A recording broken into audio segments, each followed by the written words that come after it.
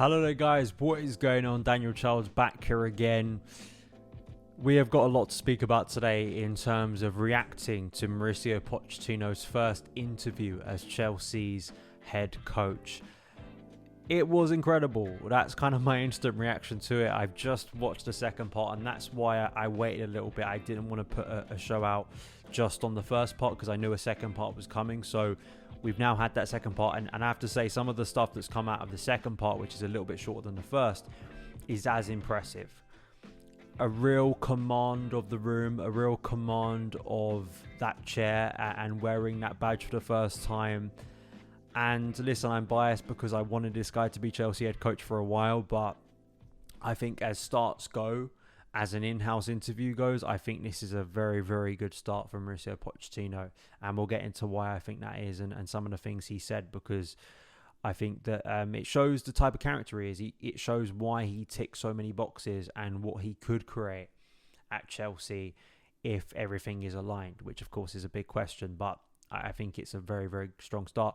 If you like Pochettino's interview, please do give this video a like. Please do hit that subscribe button. We are so close to another landmark on this channel. I think 32k, which is just a bit mental to think about. I think 80% or over 80% that would be of the Stamford Bridge capacity, which also is a little bit mind-bending. So thank you for your support on the channel. Thank you for your support on recent videos too. Please do, hit that like button. It really does help out the channel. And if you're listening on the podcast, thank you for tuning in. You can, of course, get all my shows, all my content as a podcast as well whilst you're on the go. So go and check out Apple Podcasts, Spotify. Just search Son of Chelsea. You will find the show on there. I just want to say I think Chelsea mastered the first day, the Chelsea media team mastered the first day of Pochettino.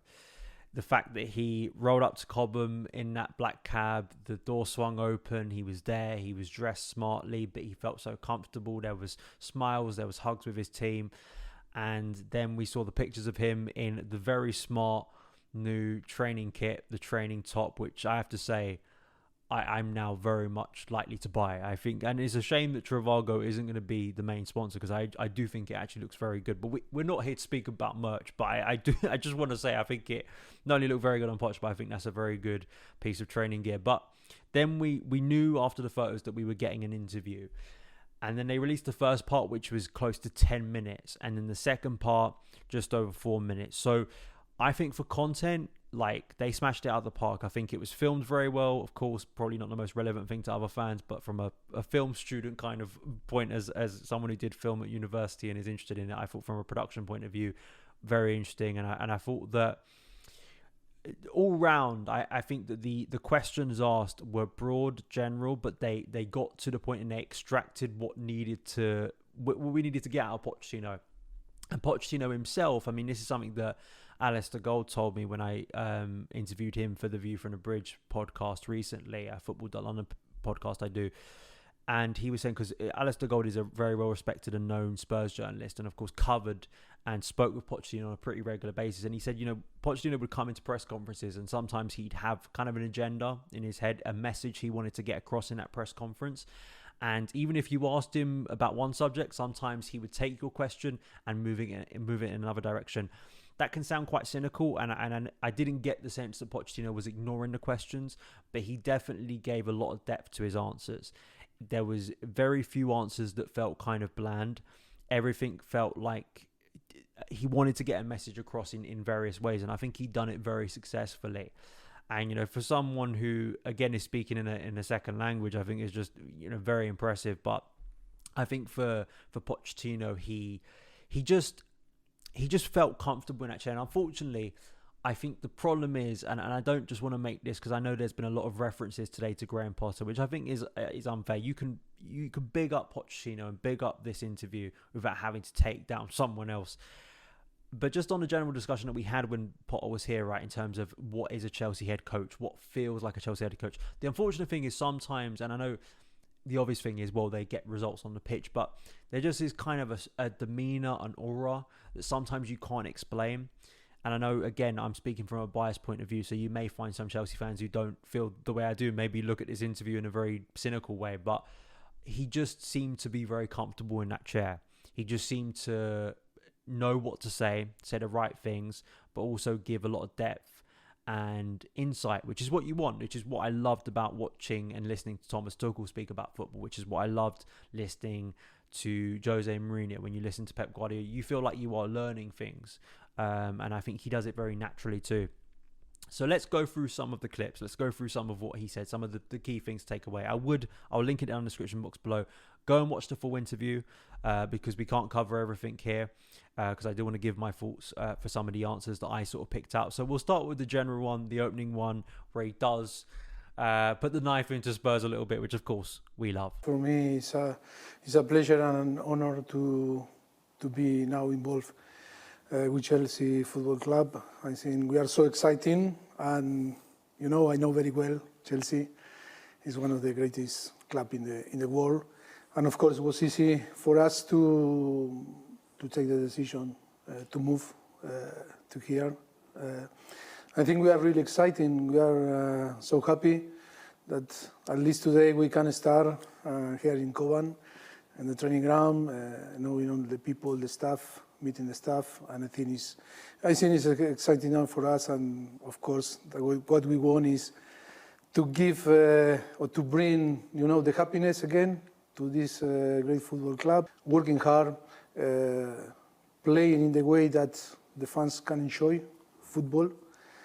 And then the history of Chelsea is win. The culture of winning, mentioning the word winning and win is obviously a big thing for Chelsea fans. And talking about the past, of course, when you're making a dig at Spurs, is obviously going to be quite funny. But I think that he very quickly spoke about that is important. I think it's kind of an easy win for him, easy PR win to say that.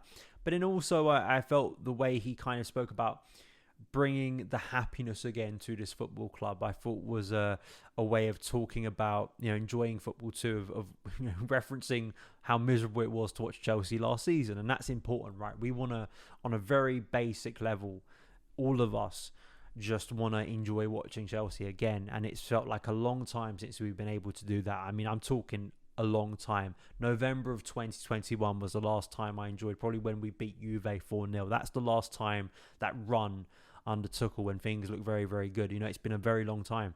So I think getting that message across that, yeah, sure, we're not going to drop our standards. We're, a word that for me doesn't hold a lot of weight because people have kind of drilled any meaning out of it. But when you hear Pochettino say it, when you hear someone say, he doesn't use the word standards, but when he's talking about the culture, when he's talking about winning, keeping expectations high, and he says it again later in the interview, but then also coupling that with what we know is an expressive and progressive brand of football, I think it's quite exciting. Players and staff need to feel that is our home. It's not only a place to come and to work, it's to come here and feel like home. And that is our responsibility also to give some guides to create this feeling. And of course we are fully committed into try to create a big atmosphere where people can feel really happy to work, and of course always I believe in that together we can achieve everything, and you can put limit, and of course we are going to try to fight with this, to try to be all together and taking decision to build a fantastic journey together. Working together, feeling like you're a family. These are all things that are consistent amongst, when you read about Pochettino, when you read about his previous work. He is someone that wants to have a deep connection and also, wants to expand sort of what's important at a club. It isn't just about the 25 first team players he works with. It is also about fostering that kind of culture, which, at times you can understand has maybe broken down in recent years. And I think that is important to feel like Chelsea unified. We speak about it so often, how Chelsea at times have felt like a divided club. And it's not just about what's going on at Cobham. It's not just about what's going on the pitch. Fans at times, feeling like we're not moving in the same direction. And I think that's very, very important, and understanding that it has to be a broader change rather than just, get players on the pitch. I think that's an important thing for Pochettino to work on too, to make Stamford Bridge feel like a unified and happy place again is obviously going to be one of his biggest tasks. Now we get on to, for me, the most powerful, even with what he said in the second one, the most powerful line in the interview, and it's about leadership and it's about taking responsibility. This is what he said. Because I think today football is changing in the last few years, and I think it's important in every single area to have people with quality, with capacity to push also us and myself, and to be better. And of course, we need leaders. We don't need followers. We need leaders in every single area, and we are going to push that for every single people to bring the best and give the best for this football club. You know, I think that's kind of a pointed message maybe to some people who are still kind of doubtful over their futures, and it's something that I'm sure will connect and resonate with a lot of fans tonight in terms of what's happened over the past year. And also it kind of does remind me about the stuff that was said when Lampard was sacked in 2021 about, I think it was the Athletic article sort of saying that sources close to Lampard had sort of suggested that he felt that Chelsea had become a club of self-preservation, where players had sort of got on big wages, but there isn't kind of that hunger and that competition and that stress to improve as much as there was in his era, and the feeling that players could just kind of drift. I have felt that, I have seen that with my own eyes, and we saw it most drastically last season. That's been a problem in recent years, and I think that is something that absolutely needs to be fixed. And you hope with a young core of players now that can be moulded, that can be drilled in, that it isn't okay to drift through seasons, to turn up for 2 to 3 weeks throughout a season and have nice moments. You've got to be consistent. And that is something that I'm sure Pochettino is going to be drilling in with the style of football he wants to implement. And obviously fitness comes into that too. But he also spoke about the emotion towards the fans, the way the fans and the players are going to connect, the way he and his players have to build that relationship. I think obviously that's important, and a lot of people online and social media dismiss that, but it is important, because if those two things aren't aligned, if you don't feel connected to your club, it's very easy to become despondent, and we saw that, right? So I think Pochettino not only understands from a tactical point of view, obviously from a coaching point of view, technical, those things are obviously important, but I think he is also a coach that understands that a football club at its best is moving in the same direction and has fans that are intimately connected and feel connected to the players that are playing on the pitch. I don't think there are many of us who can honestly say last season we felt any of that, right? And that's not just because of bad results, that's because of some absolutely abject performances and watching a team who lacked energy, and that's something that needs to change. So moving on to the second part of the interview, and I felt this was a really, really strong message in terms of the past and the future. This is what he had to say, and once again bringing up the thing of responsibility. And at the end, I think this is arguably one of the best quotes in it, of creating a team that fans can be proud of. Yes, I know very well that we need to build this relationship. You know, our past is our past. We respect our past, and we are so proud about our past. But now it's time to build in a new club, with a new fans, with different fans that behave, of course, and are different to the other clubs. And of course, that is our responsibility also, to build a very good relationship with our new fans. Hope that we can create as soon as possible this good feeling. But I know very well that we are going to create this good feeling about the signal that the team need to send to them. We need to be, a team that shows the togetherness, that care about the club, care about the fans, that we are going to fight until to the end for the badge, and that is the most important thing. The fans need to feel that all the players that are going to be involved in the game, they are going to die for the club. That is the most important thing to create after this good feeling, and for sure we are going to feel proud each other. Again, these can sound like very cynical things to say, or very easy things to say, but again, I think that football fans, I guess, like a lot of us, are sometimes aware of when something sounds phony, when something sounds a little bit rehearsed, and when something sounds genuine. And I don't know, I got the sense watching Pochettino throughout this interview that there is a sincerity of what he says. He speaks in very, very descriptive ways. There was a quote earlier in the interview where he talks about the smell, the eyes, the skin. It's so important to keep these human senses in the same way when he's talking about, again, players moving together. He speaks about energy a lot. This is a guy who believes in that sort of positive energy. And some people can sort of roll their eyes at that. But, you know, when you're in an environment that is so demanding, that is so pressurized, I think it's understandable why at an elite level to get that advantage, to be able to get a lot of professional players on board to your methods that are going to demand a lot of them. I think it's understandable to think like that. And it kind of, again, I feel that this whole interview kind of ticked the boxes, or at least hit the marks of not only, I think, connecting to Chelsea fans, probably what Chelsea fans wanted to hear, but also just, I think, also introduced him in a great way, because I do wonder how many Chelsea fans had listened to Pochettino extensively. I mean, I don't know. I don't know what the percentage of that is, but a lot of us are kind of, we focus on our clubs, and maybe every now and then we'll hear a press conference from another manager. But usually we'll just connect with and you feel with your own head coach, obviously. And, you know, I think this is maybe the first time a lot of people seriously listened to Mauricio Pochettino, because when he was Spurs head coach, right, other than when Chelsea were playing Spurs at the time when he was there, how many times did people listen to Pochettino?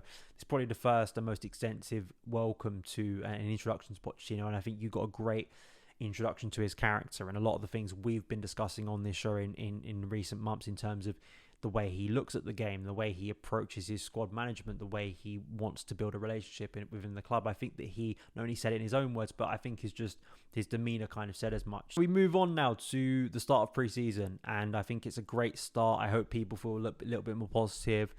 I know that there are things that this interview could never solve. The uncertainty over what next season is going to look like, how Chelsea are going to set up, are players going to be able to perform, the frustrations over the selling of Mason Mount, the frustrations over the selling of maybe other players, you know, all these things and the concerns over the rest of the transfer window. There's no way he can solve that today. He can't solve maybe the cynicism we've seen inside Stamford Bridge over the past year. Chelsea have to start winning games. These are all very obvious statements, but I do think that, you know, compared to maybe the past season, I think the communication really did break down at times, and clearly messages just weren't hitting the ears of fans, and they weren't going through, and they weren't making fans feel at all connected to the head coach and subsequently the team. I would like to think Pochettino has gone some way today to make people be open to the idea that next season can actually be exciting and fun. So those are my thoughts. Let me know yours in the comments below. Rest of this week, we'll obviously cover any transfer stuff that happens, but also players start to return to Cobham. I believe some players will return to Cobham tomorrow, obviously, because those who are not involved in internationals. So we will react to that, see that, I'm sure, and get excited by it, and hopefully have some more content as we head into pre-season now. Follow me on Twitter at SonOfChelsea if it still works, and I'll see you again very soon. All the best.